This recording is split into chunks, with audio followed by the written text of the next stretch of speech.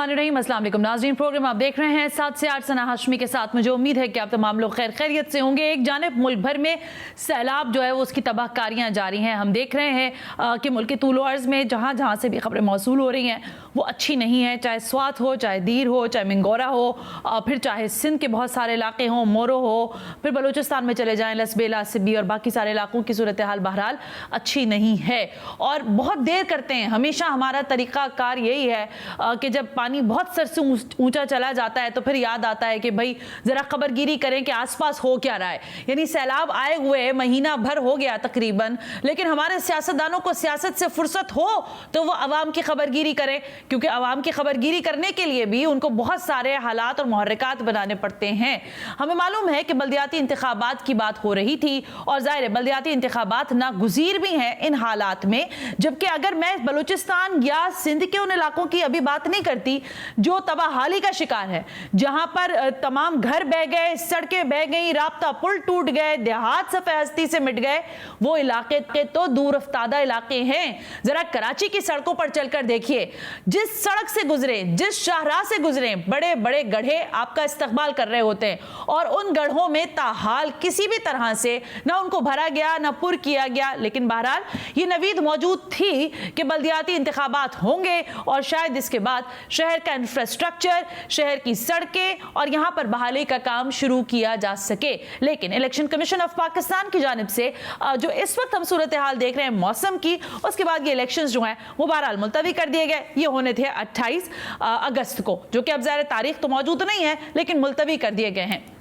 बल्दियाती इंतखाबात के हवाले से मैं कराची की अगर आपको बात बताऊं तो हमने बैनर्स देखे, हमने बहुत बड़ी बड़ी रैलीज देखी हैं, कॉर्नर मीटिंग्स देखी हैं बल्दियाती इंतखाबात के लिए। और जमात इस्लामी जैसी अहम जमात ने कराची के तूलो अर्ज में बल्दियाती इंतखाबात के लिए अपनी भरपूर मुहिम का आगाज कर रखा था। अमीर कराची हाफिज नईम रहमान साहब कह रहे थे कि कुछ भी हो जाए कराची को उसका हक दिलवा कर रहेंगे, लेकिन ताहाल ये जिसे कहते हैं ख्वाब शर्मिंदा ताबीर न हो सका। लेकिन एक अहम तरीन सियासी जमात जो कि एमकेएम पाकिस्तान है, वो ये कहती है, वो ये दावा करती है कि इस शहर कराची के तो हम ही दावेदार हैं।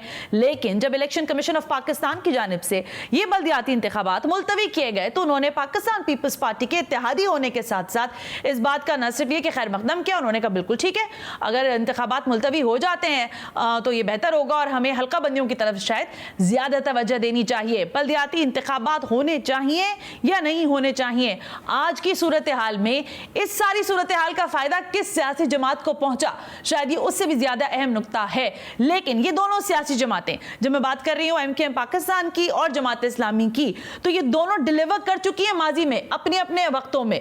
जमात इस्लामी के नेमतुल्लाह खान जुबान ज़दे आम शख्सियत रहे और उन्होंने बाकायदा तौर पर अगर हम बात करें तो कराची के लिए डेवलपमेंट की, जो लोग उस दौर के हैं उन्होंने देखा होगा। फिर इसी तरह एमकेएम पाकिस्तान के मेयर रहे मुस्तफ़ा कमाल साहब, गलत सही अच्छा बुरा जो भी उनको कहा गया, बहरहाल उनको मुस्तफ़ा कुदाल तक का नाम दे दिया गया था और उन्होंने पूरा शहर खोद दिया, लेकिन फ्लाईओवर्स बने, अंडरपासेस बने, सड़कें बनी, सो ऑन एंड ऑन। लेकिन इन दोनों के एक्सपीरियंस के साथ अब कहा यह जा रहा है कि पाकिस्तान पीपल्स पार्टी जो है वो इन दोनों को शायद एक बड़ा डेंट पहुंचा सकती है।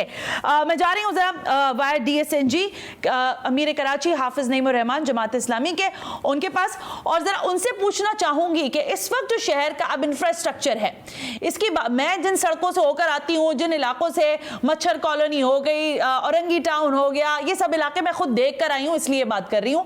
ये नहीं कि रिपोर्टर से सुना है या सिर्फ सुनी सुनाई बातों पर हो रही है बात, ऐसा नहीं है, मैं खुद विजिट कर कर आई हूँ।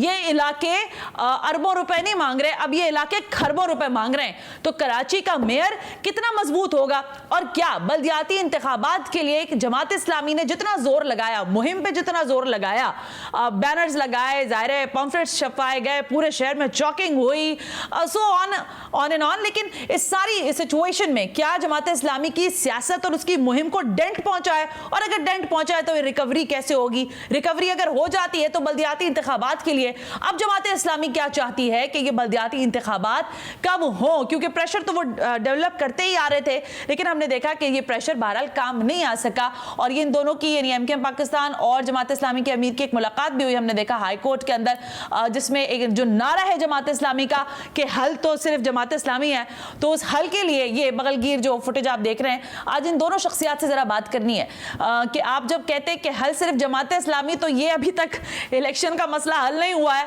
तो बाकी सारे हल कैसे होंगे, शायद ये अहम सवाल है। अमीर जमात इस्लामी हाफिज नईमुर रहमान कराची से हमारे साथ YDSNG मौजूद है। हाफिज साहब अस्सलाम वालेकुम, बहुत बहुत शुक्रिया साहब। बहुत सारे सवालात हैं, लेकिन शायद अहम तरीन नुकता यह है कि इस इलेक्शन के मुलतवी होने का आपको नुकसान हुआ है या आपको फायदा हुआ है, और अगर नुकसान हुआ है तो इसका अजाला कैसे होगा, और अगर फायदा है तो किसको फायदा है, क्योंकि आप तो कह रहे हैं कि हमें फायदा नहीं है, लेकिन आप समझते हैं ये नुकसान, इसकी भरपाई हो पाएगी या नहीं हो पाएगी?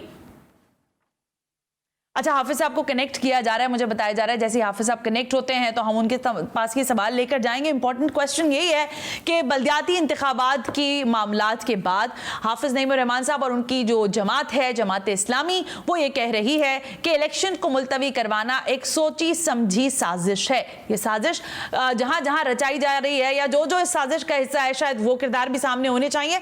लेकिन मेरा सवाल अहम है कि इस सारी सिचुएशन में जो आज मौजूदा हालात हैं, क्या इलेक्शन की अहमियत ज्यादा है या जो हालात हमारे सर पर आन पड़े हैं उनसे नब्दाज़मा होने के लिए हम सबका इजमा होना बहुत जरूरी है? ये इंपॉर्टेंट सवाल लेकर हम एक मरतबा फिर पहुंच रहे हैं। हाफिज साहब अस्सलाम वालेकुम, आपको मेरी आवाज आ रही है? जी जी आ रही है जी। अस्सलाम वालेकुम हाफिज साहब, बहुत बहुत शुक्रिया। आप इस वक्त इलेक्शन कमीशन ऑफ पाकिस्तान के बाहर बैठे हैं, सूबाई इलेक्शन कमीशन ऑफिस के दफ्तर के बाहर। सर, ये इलेक्शन आपने मुलतवी करा दिया, आप तो नारा लगा रहे थे हल सिर्फ जमात इस्लामी, तो ये आप इलेक्शन का मसला हल नहीं कर पाए अभी तक? हाँ, ये इसी के लिए तो यहाँ बैठे हुए हैं, और असल में इसी से तो परेशानी हो गई है सबको, क्या पीपल्स पार्टी, क्या MQM, क्या दूसरी पार्टियाँ, और क्या इलेक्शन कमीशन। और आप ये देखिए ना, देखें जहाँ अंदरून सिंध की सूरत हाल है, जनूबी पंजाब की सूरत हाल है, या बलोचिस्तान की सूरत हाल है, तो अल्हम्दुलिल्लाह जमात इस्लामी और अल-खिदमत तो वहाँ भी काम कर रही है। और सिराजुल हक साहब ने तो इन तमाम जगहों का तफसीली 10-15 दिन का दौरा किया है। जब कोई आवाज़ नहीं थी और मीडिया भी नहीं दिखा रहा था, तो जमात इस्लामी के कारकुनान वहाँ खिदमत कर रहे हैं। लेकिन मैं ये पूछना चाहता हूँ कि कराची में तो ना फोरकास्ट थी, ना इस वक्त बारिश हो रही है, आज 26 तारीख है, ना अगले 2 दिन फोरकास्ट है। ये किसकी फरमाइश पर कराची का इलेक्शन मुलतवी किया गया है? और पहला इलेक्शन भी अगर मुलतवी किया गया था बारिश की वजह से, तो 2 दिन कर देते, 4 दिन कर देते। ये 1 महीना 4 दिन किया गया था। इसका मतलब है कोई पैकेज डील है, अच्छा, कि जिसमें वो जमातें जो खौफजदा हो गई हैं उससे जो है भाग रही हैं, और इलेक्शन कमीशन उनका सहूलतकार बना हुआ है। ये है असल बात। इसीलिए हम इलेक्शन कमीशन के दफ्तर के सामने यहाँ मौजूद हैं, और हम ये मुतालबा कर रहे हैं कि हमें इलेक्शन की तारीख दी जाए और इस शहर को इस हक से महरूम न किया जाए। बर्बाद हो चुका है ये शहर, तो ये हमारा हक है, ये हमारा जमहूरी हक है, ये हमारा बल्दियाती हक है कि इस शहर को मेयर मिले, इस शहर को उसके नुमाइंदे मिले, ताकि ये जो बर्बाद हो चुका है इसका कोई ना कोई सिरा तो मिले, कोई काम का आगाज हो सके। हाफिज साहब, मैंने देखा, और ज़ाहिर जो कराची में रहने वाले लोग हैं उन्होंने भी देखा कि आपने एक भरपूर मुहिम का आगाज किया हुआ था बल्दियाती इलेक्शन के लिए। जगह जगह शहर में बैनर्स थे, पोस्टर्स थे, मीटिंग्स हो रही थी, रैलीज, आप लोगों ने ह्यूज रैलीज निकाली कराची की सड़कों पर। इस सब के बाद अब कहा यह जा रहा है कि इस 1 महीने के दौरान, जो कि लग रहा है कि 1 महीने का गैप आएगा इलेक्शन में, आपकी सारी मुहिम झाग की तरह बैठ जाएगी, और अगर ऐसा होता है तो वो सरीहन नुकसान होगा जमात इस्लामी के उस सारे एजेंडा का जिसको लेकर आप काफी अरसे से चलते हुए दिखाई दे रहे हैं। हाफिज साहब, अच्छा देखें सना, एक बात तो आप लोग अच्छी तरह से समझ लें कि जमात इस्लामी की जो ये मकबूलियत है ना इस वक्त, इसमें इलेक्शन मुहिम का तो अपना दखल है, लेकिन ये इलेक्शन मुहिम तो अभी 1 आध महीने 2 महीने की है ना। असल में तो हम बरसों से जिद्दोजहद कर रहे हैं, सड़कों पे बैठे हैं, धरने दे रहे हैं। 29 दिन का धरना दिया, शदीद सर्दी में, बरसात में, आंधियों में, आप सब लोग उसके गवाह हैं। हम के इलेक्ट्रिक के हेड ऑफिस पे धरने देकर बैठे, सुप्रीम कोर्ट ऑफ पाकिस्तान गए, हम हाई कोर्ट में गए, हम नेपरा की हर हियरिंग में शरीक होते हैं, हम हर जगह पर लोगों की तर्जुमानी करते हैं, हम बैरिया टाउन के मुतासिरीन की मदद करके अरबों रुपए उनको वापस दिलवाते हैं। हमने नादरा की SOP तब्दील करवाई अपनी जिद्दोजहद से, और लाखों लोगों के शिनाख्ती कार्ड बने। तो हमारा ये जो कैरेक्टर है, ये जो हमारा लोगों की आवाज बनना है, ये दर हकीकत एक जेन्युइन जो है वो तरीके से जमात इस्लामी आगे बढ़ रही है, महज किसी मीडिया कैंपेन की बुनियाद पर नहीं बढ़ रही। बहुत सारे लोग मीडिया कैंपेन चलाते हैं, लेकिन वो टाइम फिश हो जाती है। मीडिया कैंपेन भी उसी की चलती है जो दिलों में मौजूद होता है। और अगर ये समझ रहे हैं कि 1 महीना डिले करके वो जमात इस्लामी को गैर मकबूल कर देंगे तो वो अहमकों की जन्नत में रहता है कोई। इसलिए कि जितना ये भागेंगे होंगे उतनी ही ज्यादा आवाज बढ़ेगी। आप इस वक्त भी आपके कैमरे दिखा सकते हैं, हजारों की तादाद में इस वक्त लोग मौजूद हैं और इस अज़्म का इजहार कर रहे हैं कि हम तुम्हें भागने नहीं देंगे, पीछे पीछे आएंगे। तो इंशाअल्लाह जितना आगे बढ़ाएंगे उतनी तहरीक और मेरे पास एक दो सवाल है, लेकिन मैं जरा रैपिड आपके साथ चलना चाहती हूं क्योंकि ज़ाहिर है आपका भी वहां प्रोग्राम इस वक्त शुरू हुआ है। मुझे बता दें कि ये अलामती धरना है, अलामती आप बैठे हुए हैं सूबा इलेक्शन कमीशन ऑफिस के बाहर, या फिर ये मुस्तकिल बुनियादों पर धरना होगा और ये कब तक होगा, इसके बारे में बताइएगा जरा कुछ। देखिए, अभी तो हमारा मशवरा जारी है। जिस तरह आपको याद होगा, आपने सिंध असेंबली के गेट के ऊपर पहले दिन मुझसे इंटरव्यू किया था और पूछा था कि आप जो है वो 8 बजे चले जाएंगे, फिर आपने कहा 12 बजे चले जाएंगे, फिर 2 दिन बाद आप आई और आपने कहा कि कब जाएंगे। तो देखिए, हम जब धरना देते हैं तो हालात के मुताबिक फिर फैसला करते हैं। हम असल में इश्यू ओरिएंटेड बात करते हैं, धरने का हमें कोई शौक नहीं है। अभी घरों में रहे तो अच्छा लगता है, लेकिन हम यहाँ पर इसलिए बैठे हैं कि कराची के हक का मसला है। हाँ, अलबत्ता हम हालात को देख रहे हैं कि सिंध में इस वक्त बुरी तरह सैलाब है और वहां भी जमात इस्लामी रिलीफ की एक्टिविटी कर रही है। कल भी मैंने प्रेस कॉन्फ्रेंस करके कैंप लगाकर ये काम शुरू कर दिया है। तो हम मल्टीपल काम करेंगे और मल्टी डायरेक्शन में करेंगे। हम अपने भाइयों को तनहा नहीं छोड़ सकते, इसलिए मशवरा जारी है, फैसला करेंगे। लेकिन अगर कोई ये समझ रहा है कि अगर आज या 2 या 3 दिन में हम यहाँ से चले जाएंगे और फिर उसके बाद चले जाएंगे, तो नहीं, डेडलाइन देकर जाएंगे जब भी जाएंगे।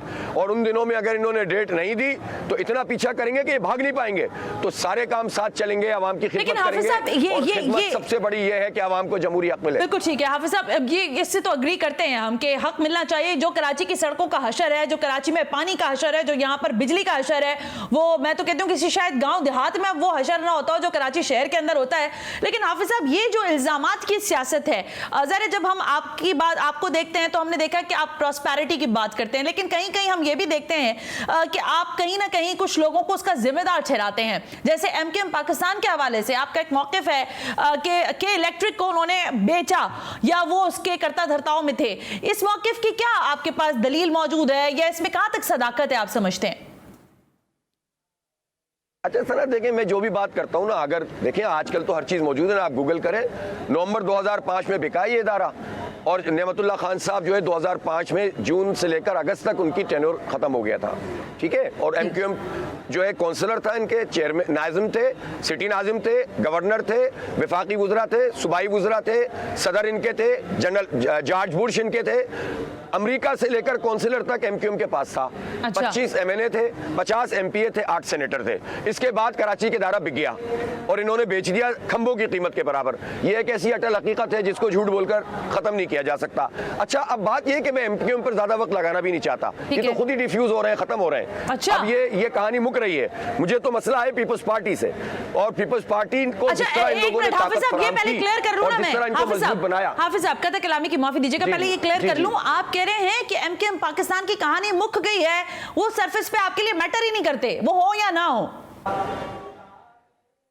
आप देख लें ना, मैं थोड़ी कह रहा हूं। अच्छा। अभी आप देख लें, ज़िमनी इंतखाबों में देख लें, आप जो है वो पिछले कैंटोनमेंट बोर्ड के इंतखाब में देख लें। हमारे बारे में कहा जाता था ना कि काम बहुत अच्छे करते हैं, आप वोट नहीं मिलते। हमने ये मिथ तोड़ दिया कैंटोनमेंट बोर्ड के इंतखाब में, हमने MQM को शिकस्त दे दी, उसमें उनसे आगे निकल गए।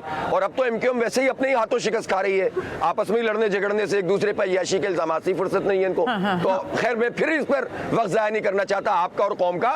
मैं तो कह रहा हूँ हमें हक मिलना चाहिए। अब तो MQM के सपोर्टर हमें सपोर्ट कर रहे हैं, अब तो PTI के सपोर्टर हमें सपोर्ट कर रहे हैं कराची में। अच्छा। और मैं अल्हम्दुलिल्लाह जमात इस्लामी ने मेहनत की है और हम समझते हैं इस बात को कि जमात इस्लामी फील्ड में मौजूद है, लोगों के हक की बात कर रही है, रिलीफ दिलवा रही है कि इलेक्ट्रिक माफिया जिसके साथ सब मिले हुए हैं, हम उसके खिलाफ एहतिजाज भी कर रहे हैं, कानूनी कार्रवाई भी कर रहे हैं। ये सब लोग जो है उनको फैसिलिटेट करते रहे हर हुकूमत में। ठीक है, लेकिन हाफिज साहब देखिए, आप लोगों ने जो लास्ट धरना दिया था 28 रोज 29 रोज का, उस धरने में ज़ाहिर है पाकिस्तान पीपल्स पार्टी ने आपसे वादे किए और आपने वो वादे कैमरे पर, टेलीविजन पर लोगों के सामने रखे कि भाई ये सब कुछ हमसे ये कह के जा रहे हैं।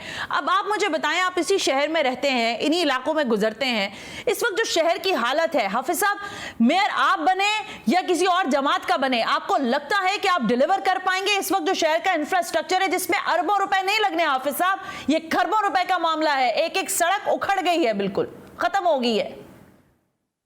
बिल्कुल बिल्कुल ठीक कहा आपने, और हमें इतने ही पैसे चाहिए, लेकिन कहीं से तो आगाज होगा ना। और जो कुछ हमने पीपल्स पार्टी से मुआहदा किया था, हमने नहीं बयान किया था, उनके वज़रा ने और वज़ीर आला ने आकर बयान किया था, और उसके बाद उस पर इम्प्लीमेंटेशन शुरू हो गया था।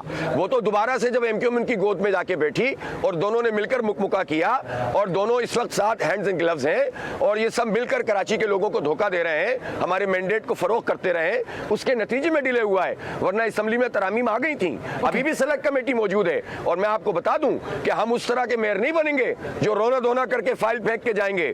जितना इख्तियार होगा उससे ज्यादा काम करेंगे। लेकिन हाफिज साहब, मैंने अभी पिछले दिनों आपका एक बयान देखा, जमात इस्लामी को, हाफिज साहब मैंने आपका पिछले दिनों एक बयान देखा, आपने, मैं भी खुद भी इस तरह की, जैसे कहते हैं ना, इल्जामात की सियासत पर प्रोग्राम करना नहीं चाहती, लेकिन आपने बात की तो मैं इसलिए क्वेश्चन मेरे जहन में आया है। आपने कहा कि जो टेंडर्स हुए, जिस तरह से सड़कें बनाई गई, जिस तरह से इलाकों को तामीर किया गया या वहां पर पेवनकारी हुई है, आपने कहा कि इसमें घपले हुए हैं। अब अगर आप घपले और करप्शन के चीजों को उखेड़ना शुरू करेंगे तो आप अपना काम तो शुरू नहीं कर पाएंगे। अगर कि आप मेयर बन जाते हैं तो क्या आप भी उसी जोन की करप्शन क्लियरेंस की सियासत की तरफ जाएंगे पहले? देखिए, यही करप्शन थी, यही घपले थे, यही सब कुछ था 2001 में जब नेमतुल्लाह खान आए थे। उस वक्त भी डीजल की पर्चियां चलती थी और जिन लोगों के हाथ में बल्दियां थी सबको पता है। सिर्फ खुद करप्शन छोड़ दी, उनकी टीम ने करप्शन छोड़ दी, लोगों को लाइन हाजिर किया, काम करना शुरू किया। जो पैसे केएमसी में आ सकते थे वो केएमसी में आए, और खुद ठीक हो गए तो बहुत सारी चीजें ठीक होना शुरू हो गई। हम ये समझते हैं कि जमात इस्लामी के बारे में सबकी ये राय है, हमारे बदतरीन मुखालिफिन की भी यही राय है कि हम खुद करप्शन नहीं करेंगे, हमारी टीम करप्शन नहीं करेगी, हमारे नुमाइंदे करप्शन नहीं करेंगे। इसी से इंशाअल्लाह और इल्जामात की सियासत भी नहीं करेंगे, फिरने का तो और काम शुरू हो इल्जामात की जाएगा। सियासत भी नहीं करेंगे मेरा ख्याल है। देखें, हम इल्जाम नहीं लगाते, हकाइक बयान करते हैं। ठीक है, इल्जाम वो होता है कि बस फेंकते रहो लंबी लंबी। जैसे कुछ लोगों ने कहा कि जमात इस्लामी कहाँ, अबे भाई, जमात इस्लामी जब निचकारी हो रही थी तो सड़कों पे थी, और एमक्यूएम और काफ लीग और मुशर्रफ निचकारी कर रहे थे। जमात इस्लामी एहतिजाज कर रही थी और जरदारी दूसरी कंपनी को देकर 50 अरब रुपए हमारे टैक्सों के पैसे खा रहे थे। खबर देकर जाए मुझे, उनकी हाफिज नईमुर रहमान साहब, खबर देकर जाएं, विंडो फुल करें और मुझे बताएं कि हाफिज नईमुर रहमान साहब इस वक्त आज की तारीख में 26 अगस्त जुम्मे के रोज इलेक्शन कमीशन ऑफिस के बाहर बैठे हैं। सुबह ही बैठेंगे 1 घंटा, 2 घंटा, 3 घंटा, 4 घंटा, और फिर कहेंगे शुक्रिया, बाकी मुलाकात होगी दायरा नूरे हक में। नहीं, देखें, बात यह है कि हम जमहूरी लोग हैं, हम गोलियां चलाने थोड़ी आए। हम एक पॉलिटिकल पार्टी धरना दे सकती है, एहतजाज कर सकती है, प्रेशर डेवलप कर सकती है, आवाज बन सकती है, और फिर इस वक्त जो सिचुएशन पूरे मुल्क की है उसमें अपना रोल भी हम ही अदा कर। हमारा ही सिराजुल हक सफर कर रहा है ना, जाए ना, कहाँ है वडेरे, कहाँ है जागीरदार, कहाँ है उनके आलाएकार, कोई नहीं जा रहा। सिराजुल हक ने 15 दिन का विजिट किया है, अब आज पहुंचे शहबाज शरीफ, सूखे सूखे इलाकों से निकल गए, और जो है वो मुराद अली शाह साहब ना गेस्ट हाउस खोल रहे हैं आवाम के लिए, ना रेस्ट हाउस खोल रहे हैं, ना डीसी ऑफिस खोल रहे हैं, वहाँ अय्याशियां अभी भी चल रही हैं। तो आप हमें तो इन हालात में, हाफिज साहब, इन हालात में जबकि आपको हकाइक का इल्म है, जमीनी हकाइक का पूरी तरह से आपको इल्म है, लोग ये कह रहे हैं कि आप एक सस्ती शोहरत के लिए एक सस्ता स्टंट कर रहे हैं, इलेक्शन कमीशन ऑफिस के बाहर खड़े हो रहे हैं, इलेक्शन करवाने की बात कर रहे हैं। इलेक्शन तो होते रहेंगे, पहले लोग जिंदा रहेंगे तो आपको वोट पड़ेंगे ना। कराची में इलेक्शन कराने में कोई रुकावट नहीं है, और कराची में भी लोग नालों में डूब रहे हैं। अगर कोई ये बात कहकर पॉलिटिकल पॉइंट स्कोरिंग कर रहा है तो वो 3 करोड़ लोगों की तौहीन कर रहा है, वो एजेंट बना हुआ है साम्राज्य का और वडेरों का और जागीरदारों का। क्या कराची में लोग नालों में नहीं डूबे? क्या कराची में लोग खड्डों में नहीं गिर रहे? क्या यहाँ के लोग हमारे मुस्तकबिल से मायूस नहीं है? और कराची में क्या सिंधी नहीं रहते? क्या बलोचों की आवाज हम नहीं है? क्या सिंध के अंदर हम काम नहीं कर रहे? तो ये जो वडेरों के आलाएकार हैं और इनके एजेंट हैं, वो ये बातें करके इलेक्शन से भागना चाहते हैं, इसलिए कि शिकस्त उनको नजर आ रही है। हम यहाँ भी तहरीक चलाएंगे, सिंध के लोगों की भी खिदमत करेंगे, बलोचिस्तान की भी खिदमत कर रहे हैं। हमारा नाम ही खिदमत है। मैं सिर्फ हाफिज साहब, मुझे ब्रेक लेने का कहा जा रहा है, हाफिज साहब हाँ या ना में जवाब दे दें, धरना अलामती है या अभी उठ के जाना है आपने? धरना तो धरना होता है, धरना एहतजाजी है, धरना वो है कि जो अपना मुतालबात के लिए है, और ये धरना आज हो, कल हो, या उसके बाद 10 दिन बाद हो, इंशाअल्लाह ताला अपना हक लेकर उठेंगे। बहुत बहुत शुक्रिया हाफिज नईमुर रहमान। आज हो, कल हो, उसके बाद हो, लेकिन हकायक ये हैं, वो कहते हैं कि हम इलेक्शन की तारीख लेकर उठेंगे। लेकिन एक और सियासी जमात जो कि है एमक्यूएम पाकिस्तान, उसके ऊपर इल्जामात भी बहुत हैं, लेकिन वो इस वक्त इत्तेहाद में है पाकिस्तान पीपल्स पार्टी के। लेकिन पिछले दिनों जब मैंने साबिक लायक मेयर कराची वसीम अख्तर से इंटरव्यू किया तो उन्होंने मुझे कहा कि वो दिन दूर नहीं, वो वक्त दूर नहीं कि हम पीडीएम को कह सकते हैं कि बहुत बहुत शुक्रिया, जब हमने इमरान खान से दामन को झड़ा लिया तो ये पीडीएम वाले क्या बेचते हैं। लेकिन आज की सूरत हाल में एमकेएम का मौक़िफ़ क्या है, क्योंकि NA 245 के इलेक्शन में कहा यह जा रहा है कि उसको नविश्ता दीवार पढ़ लेना चाहिए। इस ब्रेक के बाद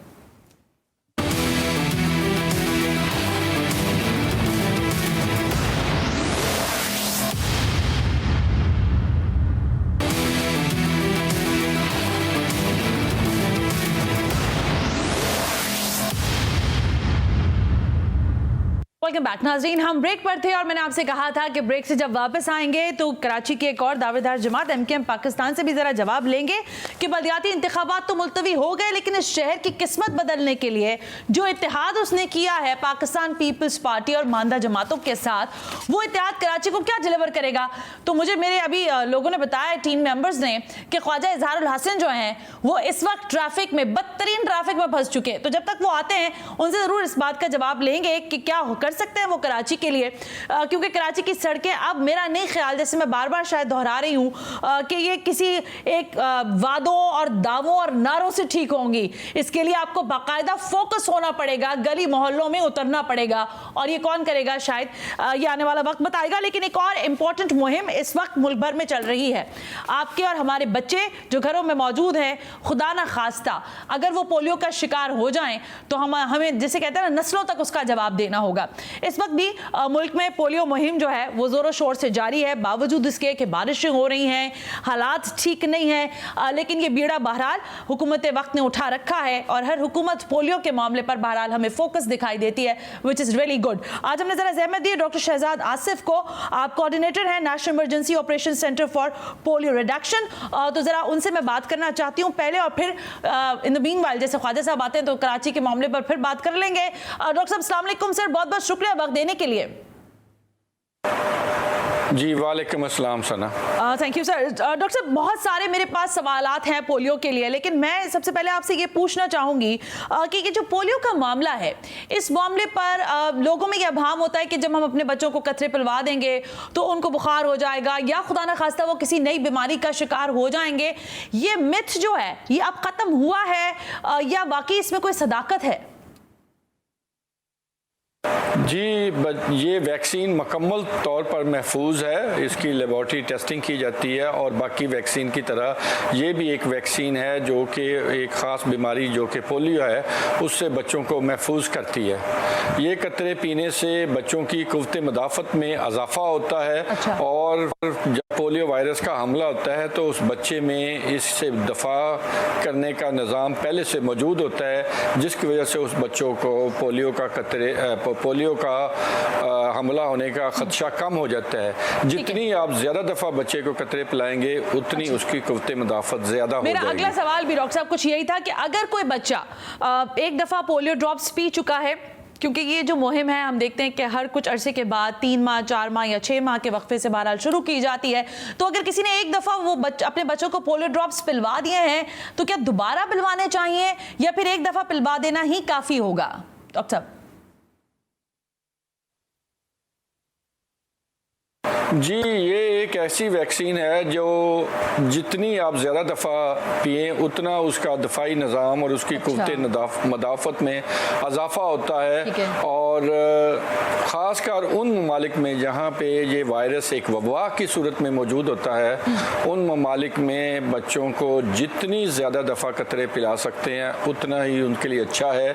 ज़्यादा कतरे पीना किसी भी तरह उनके लिए नुकसानदेह नहीं है। अच्छा, यानी ये भी एक प्रॉब्लम थी, तो मैंने कहा ये सवाल पूछूं। लेकिन डॉक्टर साहब, एक और शायद इंपॉर्टेंट क्वेश्चन, और मुझे लगता है ये सारे सवालात पे बहुत भारी सवाल है, और वो ये कि देखें हमारे यहाँ मिथ्स तो बहुत सारे हैं ना, और फिर वालिदैन भी बाज़ दफ़ा रिलक्टेंट होते हैं कि अपने बच्चों को पोलियो के ड्रॉप्स ना पिलवाएं। मुख्तलिफ जगहों से मुख्तलिफ खदशात और तहमात भी बहुत हद तक हम देखते हैं कि इससे जोड़ दी गई हैं। आप फरमाइएगा कि अब ज़ाहिर जबकि आप एक कोऑर्डिनेटर हैं national emergency operation centre for reduction, आप फरमाइएगा कि आप पेरेंट्स से क्या अपील करना चाहेंगे, आपकी क्या उनके लिए पैगाम है कि इस सिचुएशन में वो कैसे आपका हाथ बटा सकते हैं, इस मुहिम का हिस्सा बन सकते हैं?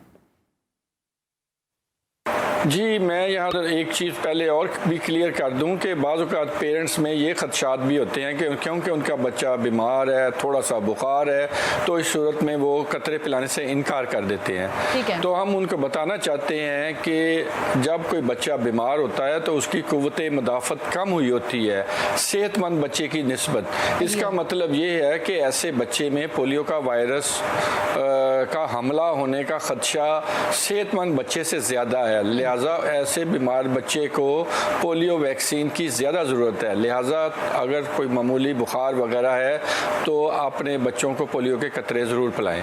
जहाँ तक आपका दूसरा सवाल है कि बच्चों के वालिदैन को पैगाम क्या दूंगा, तो आप देखें अब सैलाब आया हुआ है, इसका मतलब ये है कि ये जो वायरस है ये इंसानी फिजले में खारिज होता है। जब ये सैलाब का पानी सीवेज से मिलेगा तो इसका मतलब है कि जो वायरस है वो सैलाबी पानी में भी आ जाएगा और जो बच्चे इस सैलाबी पानी में हैं उनको इस वायरस का पोलियो होने का ख़तरा ज़्यादा है। लिहाजा मेरी वालिदैन से यही गुजारिश होगी कि इतने मुश्किल हालात में देखें, हम इसीलिए ये कैंपेन इस सैलाब के बावजूद कर रहे हैं क्योंकि हमारे ख्याल में इस वक्त बच्चों को पोलियो से बचाने की ज़्यादा ज़रूरत है। लिहाजा इतने मुश्किल हालात में अगर पोलियो के वर्कर आपके पास पहुँचते हैं तो खुदारा उनको इनकार मत करें और अपने 5 साल से कम उम्र बच्चों को ज़रूर कतले पिलाएं। Thank you very much doctor Shahzad Asif हमसे बात करने के लिए, coordinator national emergency operation centre for polio reduction. और वो यही कह रहे थे कि अगर आपके घर पर दस्तक होती है, पोलियो वर्कर्स आते हैं तो अपने बच्चों को ये पोलियो के कतरे पिलाएं। जैसे मैंने कहा था कि ख्वाजा इजहारुल हसन साहब कराची के ट्रैफिक में फंस चुके थे और ये अब चलते हुए मेरे स्टूडियो तक आ ही गए हैं, तो एक ब्रेक शामिल करते हैं और ख्वाजा साहब से पूछते हैं कि इस शहर की बदहाली का जिम्मेदार कौन है और बहाली कैसे मुमकिन होगी इस ब्रेक के बाद।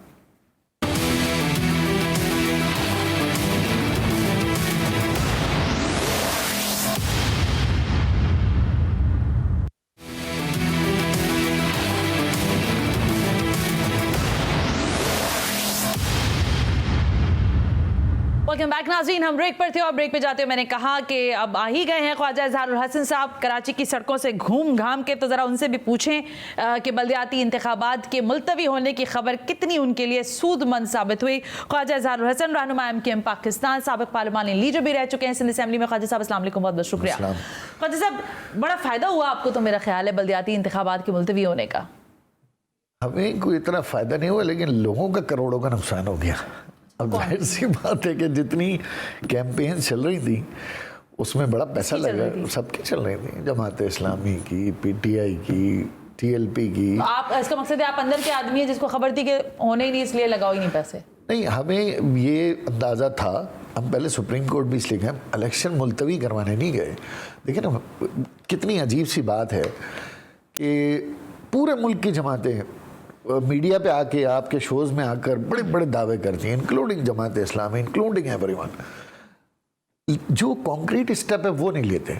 अभी तो चलें एक हवा चल रही है तब्दीली की, तो अभी इस वक्त तो आप कोई तिलावत भी कर देंगे तो उसके आगे से भी आपको कोई बुरा ही जुमला आ जाएगा।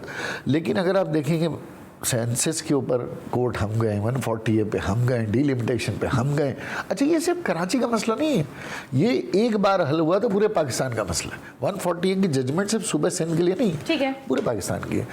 तो हम यही चाहते थे कि भाई ये 25,000 की आपकी UC इंटीरियर की और मेरी UC 90,000 की, जिसमें ऑलरेडी 3 UC हैं, तो ये कौन सी हल्काबंदी है? तुमने कहा यकसा हल्काबंदियां करें और इसमें कहीं ना आपका फोकस बल्दियाती इलेक्शन नहीं थे, आप हल्काबंदियों को ही जो है वो देख रहे थे?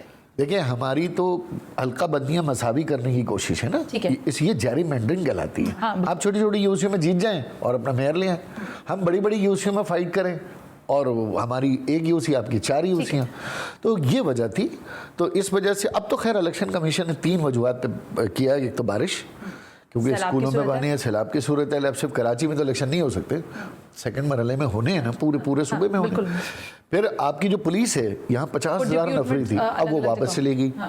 फिर 63,000 पोलिंग स्टेशन में सामान पहुँचाना, इतना मटेरियल वो पॉसिबल नहीं है। हाँ, ये वजह है। और कराची में भी कोई अच्छे हालात नहीं है। आपको फेवर कर गया मेरा ख्याल है, ये फैसला फेवर कर गया MQM को? मुझे, मैं फिर कह रहा हूँ, दूसरों के माली नुकसान पे मुझे बड़ा दुख ठीक है। है। अच्छा, लेकिन एक और अजीब चीज हुई, अभी आपने कहा कि ये जो आप बगलगीर हुए थे, ये आपको खबर मिल गई थी मेरा ख्याल है कि इलेक्शन मुलतवी जी, हो मैं गए? कोर्ट से निकला तो मुझे टेक्स्ट आ गया था कि तो आपने उस टैक्स का हल जो है वो उनको बता मुझे इत्तेफाक से हाफिज नईम साहब नजर भी आ गए, तो मैंने कहा खुशी शेयर कर लूं।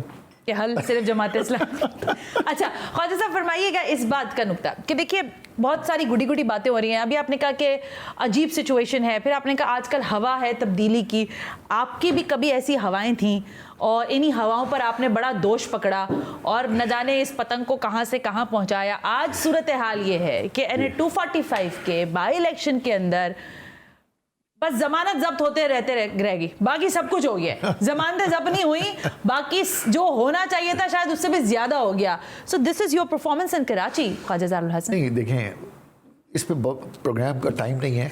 2013 से अगर आप शुरू करें ना, जिस तरह से हमारे साथ मरहलावार सिलसिला होता रहा, पहले एक टारगेटेड ऑपरेशन हुआ, ज़ाहिर है चलें कराची के अमन के लिए हमने बहुत बड़ा दिल दिया, कुर्बानी, हमारा इजाला नहीं हुआ, लोगों में खौफ और आस आया।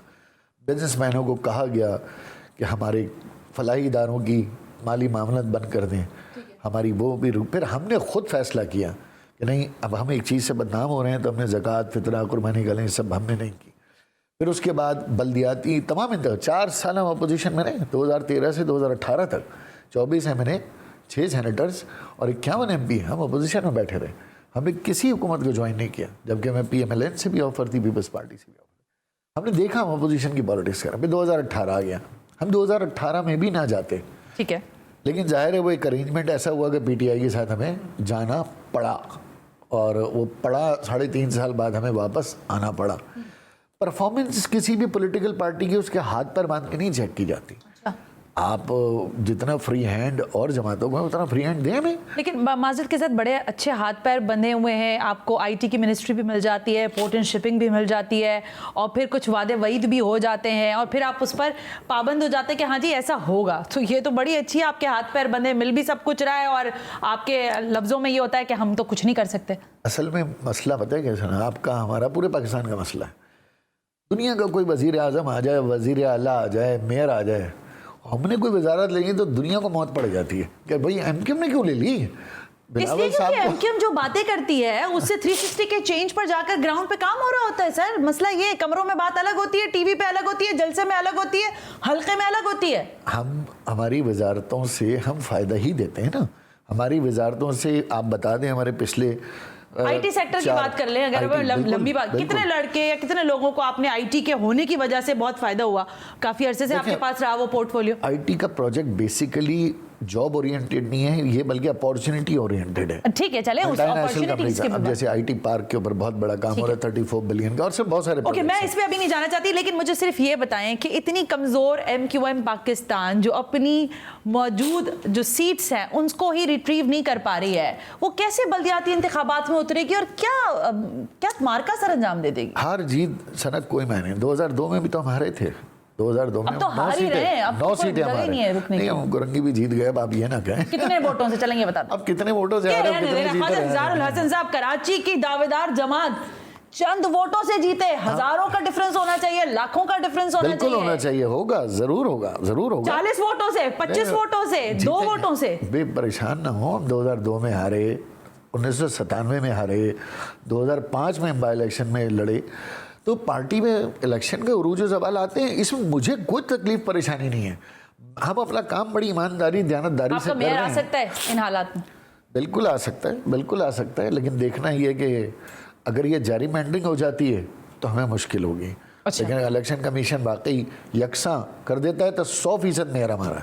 एक पार्टी है जिससे आपका बड़ा रिवायती किस्म का रोमांस है और वो है जमात इस्लामी। वो इल्ज़ाम लगाती है, और आज भी मैंने बात की अमीर जमात इस्लामी कराची हाफिज नईम रहमान साहब से, उनसे मैंने सवाल किया कि आप ये कह रहे हैं कि इलेक्ट्रिक के जो मामलात हैं उसमें पूरे जिसे कहते हैं मन और तन और धन के साथ MQM ने जाके दस्तखत किए और के इलेक्ट्रिक को प्राइवेटाइजेशन की तरफ लेकर गए। इस इल्ज़ाम को आप? झूठ है। जमात इस्लामी तो सबसे ज़्यादा कसूरवार है। 60 MNA थे, हमारे 13 MNA थे 2005 में जब ये प्राइवेटाइज हुई।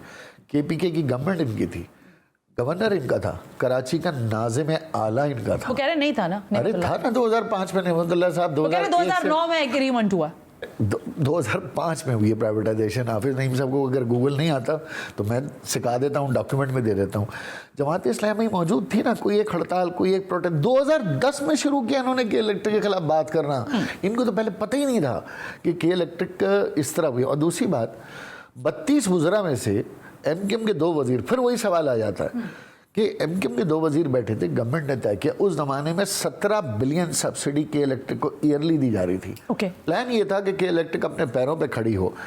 ये जरूर है कि अब के इलेक्ट्रिक आज मॉन्स्टर बन गया, लेकिन क्या स्टील मिल प्राइवेटाइज हो रही, फिर हमने रोका। हमें तजर्बा हो गया ना कि भाई ये प्राइवेटाइजेशन हल नहीं है, ये मोनोपोली हल नहीं है। हाँ। आप और कंपनियां भी ले आएंगे इलेक्ट्रिक के साथ, हमारी मर्जी है, हमारी जिसकी सर्विस पसंद आई है मिलेंगे। तो प्राइवेटाइजेशन के हम कायल हैं, लेकिन के इलेक्ट्रिक की मोनोपोली और जो एक बन गया अज़दहा, इसके हम बिल्कुल खिलाफ। लेकिन ख्वाजा ज़ारुल हसन साहब, मैं फेयरली, आपको पता है कराची के मामलात पर आपकी मुझसे ज़्यादा निगाह है। ये जो इस वक्त मंजर है कराची का, ये कैसे आप इसकी मतलब बदहाली जो है वो बहाली में तब्दील करने का आपके पास क्या तुरुप का पत्ता है? मैं अगर कहूँगा तो बहुत सारी जमहूरी कुव्वतें नाराज़ हो जाएंगी। हमें तो मुशर्रफ साहब चाहिए दोबारा, कराची बन जाएगा। बना ना 56 साल बाद, अगर कराची में पैसा लगा, किसी वजीर साहब चाहिए या उन जैसी कोई, वही मतलब मिसाल वही है, मेरी तशबीह है। 56 साल आप चाहते मार्शल लगे, पीपल्स पार्टी भी आई, आप चाहते मार्शल लगे? गुजारिश सुने, मार्शल नहीं था वो उस वक्त। आपने तशबीह ऐसे दिया तो फिर वो सूरत हाल वहीं पर होगी, वहीं से चलना पड़ेगा। 2002 में तो उन्होंने सदर का ओथ लिया। अच्छा, मतलब पहले ये हो और फिर सदर का ओथ लिया जाए और फिर हालात ठीक होंगे। मैं कह रहा हूँ, मैंने तशबीहन ये बात दी है कि इतने इख्तियार हमें कोई दे तो कराची उसी तरह तरक्की करेगा। लाहौर से लोग आके कराची को प्रेस करते थे, आज लाहौर हमसे शायद 50 साल आगे चला गया। और फिर आप उस खुरबारों को ठहराए ना, कितने वजीर आजम आते हैं, सब लाहौर में जाके सजदे करते हैं। फाइनेंशियल हब है कराची, 300 अरब रुपए यहाँ से चीफ मिनिस्टर लेता है। इस्लामाबाद में करते हैं, जब आपको बुला लेते हैं, बिठा लेते हैं। और अभी तक, आज जब मैं और आप बात कर रहे हैं, एक वादा जो लास्ट पीडीएम की जमात के साथ बैठकर आपके साथ हुआ था, वो वफा हुआ, उसका नाम 4 महीने में। मैं आपको बिल्कुल बोल्डली कह रहा हूँ कि कोई वादा नहीं। जिस तरह 3.5 साल इमरान खान साहब ने हमें लॉलीपॉप दे के रखा, लारे पे लगा के रखा, इन्होंने भी ट्रक की बत्ती की अभी 4 महीने यहाँ भी। अब खैर अब तो फ्लड भी आ गया, लेकिन हाँ एक बात है, अल्लाह ताला ने कुछ काम हम ही से लेने हैं। और ये 88 से होता चला है कि हुकूमत बनानी गिरानी हमारी हिस्से में आई हुई है। तो हम देखेंगे 7 महीने के ऊपर भी बहरहाल हुकूमत में हम हैं, लेकिन हम शहबाज शरीफ साहब की मजबूरियाँ या पीटीआई का जो भी उनके आगे रिफॉर्म्स कंप्लीट नहीं हो सके, हम चाहते हैं कि कंटिन्यूटी रहे, तसलसल रहे। जो काम पीटीआई ने अच्छे किए हैं उनको आगे कंटिन्यू करना चाहिए। आपको लगता है, वैसे दोबारा ये सवाल शायद तकरार के साथ हो रहा है, लेकिन इत्तेहाद तोड़ के पाकिस्तान तहरीक इंसाफ के साथ आपको ज्यादा नुकसान हुआ? अगर होते तो शायद 245 भी बचा लेते। नहीं, देखें, ये पब्लिक पॉपुलैरिटी की बात नहीं है। लोग ये समझते हैं, लोग दूसरे का लोग ये समझते हैं कि इमरान खान का साथ ना दे के हमने गलती की। प्रॉब्लम ये है, 152 तो रह गए थे 172 में से, उनकी तो गवर्नमेंट जा ही रही थी। हम ये भी नहीं बनाते तो फिर क्या होना था? फिर वही जिसकी आप तशबीह और इस्तिआरे दे रहे हैं, फिर क्या होता? फिर इस्तिआरों पे चल रहा होता और तशबीहात जो है वो शर्मिंदा ताबीर होती। फिर याद दिला दूं 14 मई 2006। अच्छा, अब आप मुझे सिर्फ ये फरमा दें, ये खबर चल रही थी कि एमक्यूएम के अंदर कुछ चपकलिश हो गई है, क्या इसमें कोई सदाकत थी या नहीं थी? ये बेचारे जिनकी जमानतें नहीं जब्त हो रही हैं, वो कौन है भाई? आपकी सुना है हमने तो? वो जो है ना, वही जो आपने से अलग होके चले गए थे, फिर आप उनको पुकार रहे थे। जी हाँ, ये उनकी तरफ से ऐसे। यानी फारूक सत्तार साहब? नहीं, फारूक भाई की बात नहीं करें, और भी लोग हैं, शरारती शैतान बहुत लोग हैं। मुस्तफा कमाल साहब की बात है। देखिए, मैंने तो किसी को टाइप करते नहीं देखा, लेकिन हमारे मुखालफिन बदतरीन जो इस चीज से खुश होते हैं। यानी आपके आपस में तो कोई रंजिशें नहीं है? अल्लाह का शुक्र है कुछ। आमिर खान और खालिद मकबूल सिद्दीकी लड़ रहे हो कि तुम्हारी वजह से हार रहे हैं भाई? नहीं, अगर हारे हैं तो सब कलेक्टिव जिम्मेदार हैं, किसी एक के ऊपर थोड़ी जिम्मेदारी। और इस शहर की जिम्मेदारी लेंगे आइंदा या नहीं? हमारी जिम्मेदारी बाकी सब तो भाई तो नहीं है। 2010 फिर मैं देख गिना दूंगा। आप ही के चैनल थे, हमारी तारीफें करते रहते थे। बहरहाल ख्वाजा ज़ारुल हसन साहब, बहुत बहुत शुक्रिया कि आप तशरीफ लेकर आए, और खुदा करे कि वो दिन आए कि हम आपको काम करता हुआ देखें और आपका कोई मेयर इस शहर में दोबारा कुछ डिलीवर करे और आपकी ये 7 सीटें जो हैं वो बच जाएं। खुदा करे ये भी एक मामला रहे, डबल हो जाएंगी, ट्रिपल हो जाएंगी। 7 से 14। Let's see. Well, thank you very much. आज के प्रोग्राम देखने के लिए बहुत बहुत शुक्रिया। हसन हाशमी को इजाजत दीजिए। अल्लाह हाफिज।